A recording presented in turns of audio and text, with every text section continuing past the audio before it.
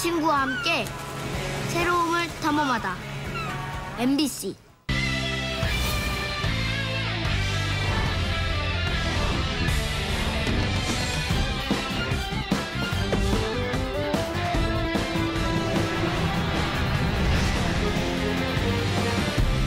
연일 하루 두 자릿수 확진이 나오고 있는 충주에서 델타형 변이 바이러스 감염이 속출하고 있습니다.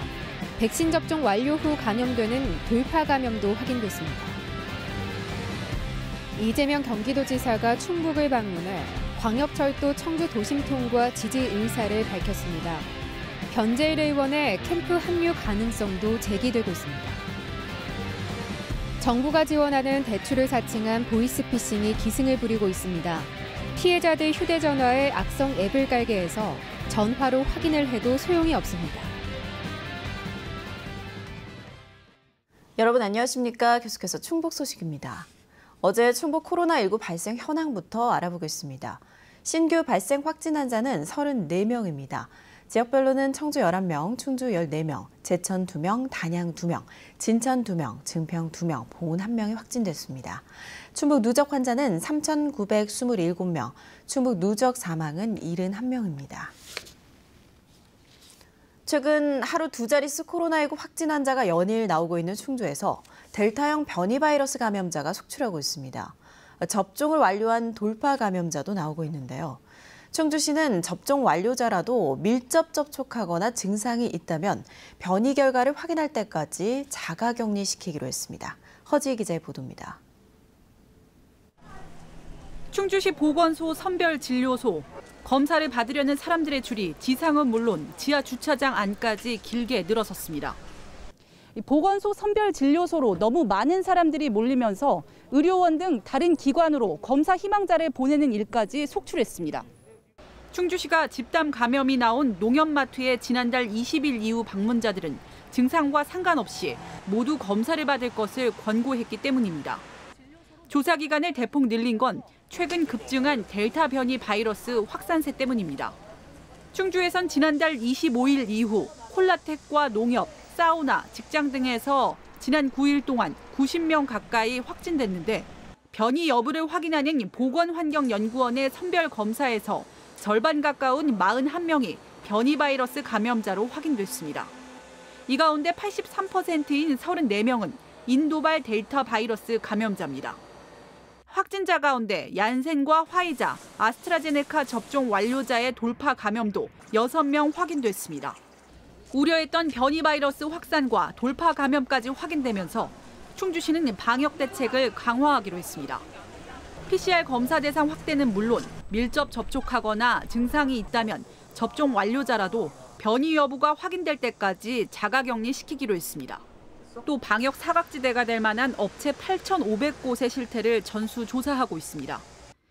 최근 미국 질병통제예방센터 보고서에 따르면 델타 바이러스는 기존 바이러스보다 전파력이 3배 높고 돌파 감염까지 일으키는데 백신 접종자의 위중증 위험도는 미접종자보다 훨씬 떨어지는 것으로 보고됐습니다.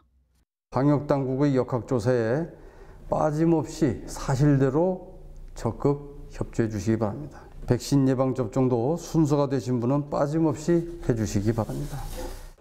충주를 비롯해 충북의 1차 백신 접종률은 39.5%가량, 이달부터 40대 접종이 시작되면 9월 중 84% 이상이 한 번 이상 접종할 것으로 예상됩니다.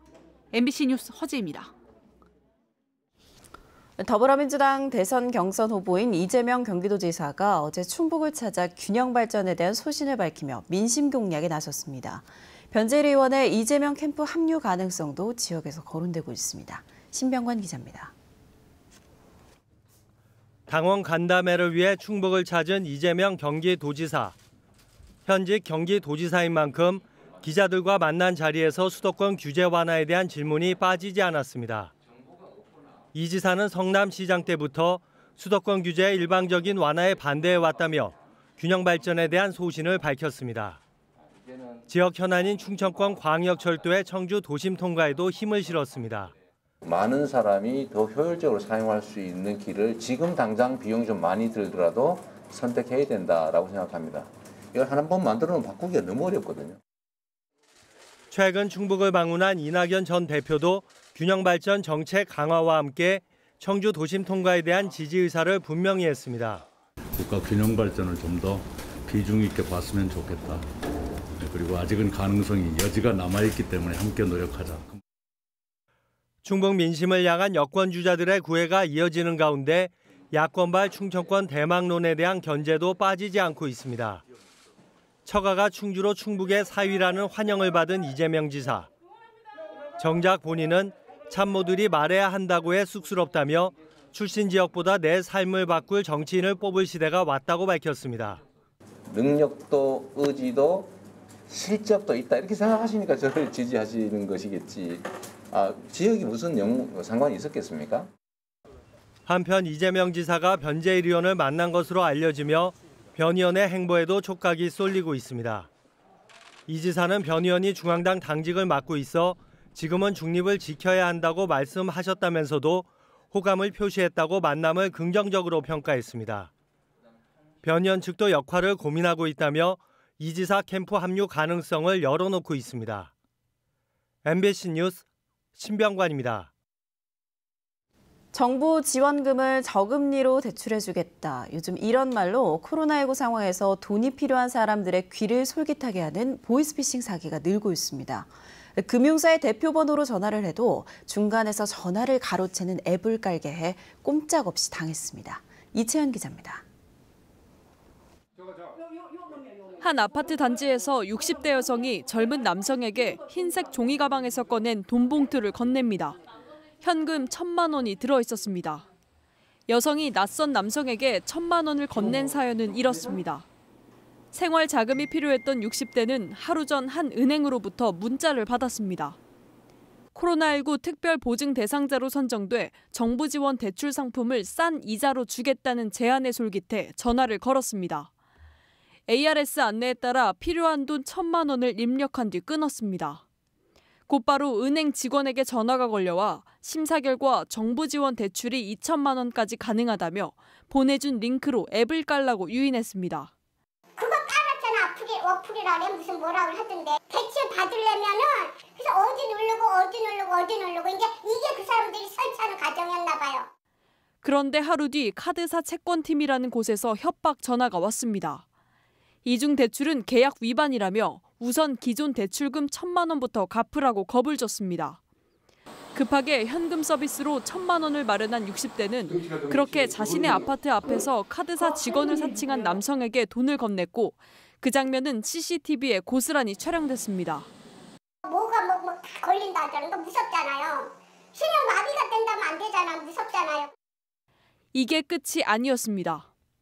처음 약속했던 정부 지원 대출 2,000만 원을 받으려면 보증금 2,000만 원을 금감원에 보내야 한다는 말을 듣고 또 돈을 구하러 은행을 찾아갔습니다. 추가 피해를 막은 건 통화 내용을 듣고 수상하게 여긴 은행 직원이었습니다. 안절부절 하시더라고요. 대출 관련한 얘기가 전화로 하시면서 나오길래 이제 좀 의심스러운 점이 좀 있어서. 알고 보니 모두 보이스피싱 일당이 은행과 카드사 직원, 금감원을 사칭해 벌인 사기극이었습니다. 통화를 가로채는 앱을 깔게 해 꼼짝없이 속았습니다. 통화가 시작이 되게 되면은 그때부터는 그 해킹을 하기 위해서 프로그램을 깔게 만듭니다. 전화를 건다 하더라도 중간에서 범인이 해킹을 해버린다. 올해 도내 상반기 보이스피싱 피해액은 벌써 지난해 전체의 90% 수준인 213억 원에 이릅니다. MBC 뉴스 이채연입니다. 청주 출신의 제천시청 소속 신재환 선수가 도쿄올림픽 기계체조 남자 도마 부문에서 금메달을 획득했습니다. 예선 1위로 결선에 진출한 신재환 선수는 1, 2차 통합평균 14.783의 점수로 러시아 올림픽위원회의 데니스 아브리아진과 합계 점수는 같았지만 난도가 더 높아 금메달을 수상했습니다. 남자 도마 부문에서 우리나라가 금메달을 딴 건 2012년 런던 올림픽 양학선 선수 이후 9년 만입니다.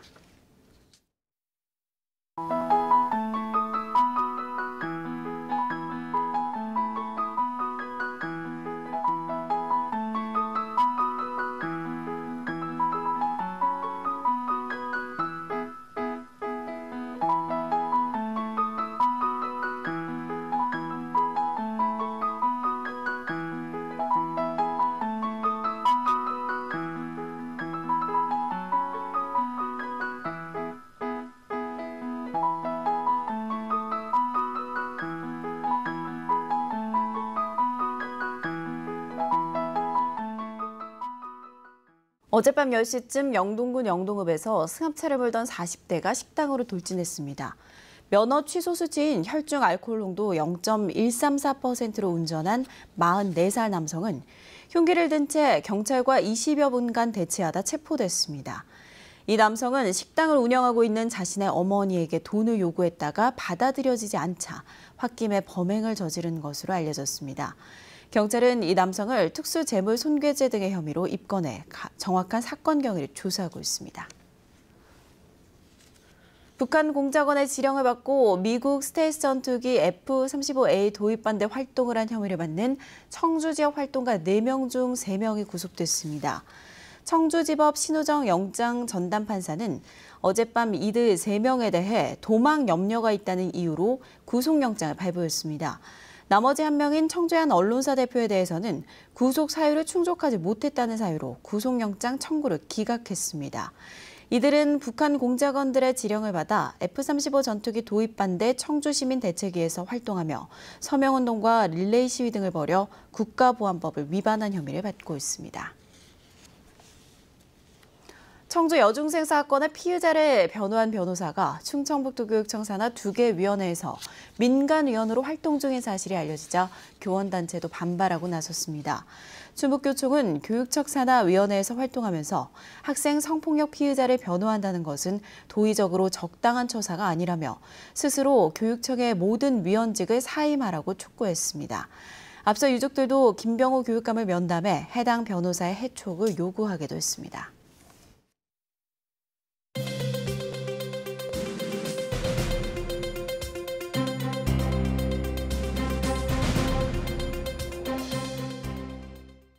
충주시가 농가를 돕기 위해 할인 판매한 초당 옥수수가 품질 논란에 휩싸였습니다.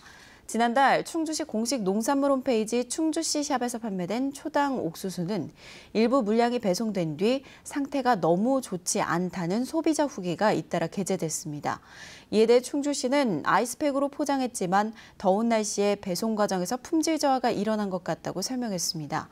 또 당시 판매된 14,000상자 가운데 6,500여 상자가 배송됐고 이 가운데 환불 요청이 들어온 건 70여 건가량이라며 남은 물량은 더욱 신경을 쓰겠다고 밝혔습니다.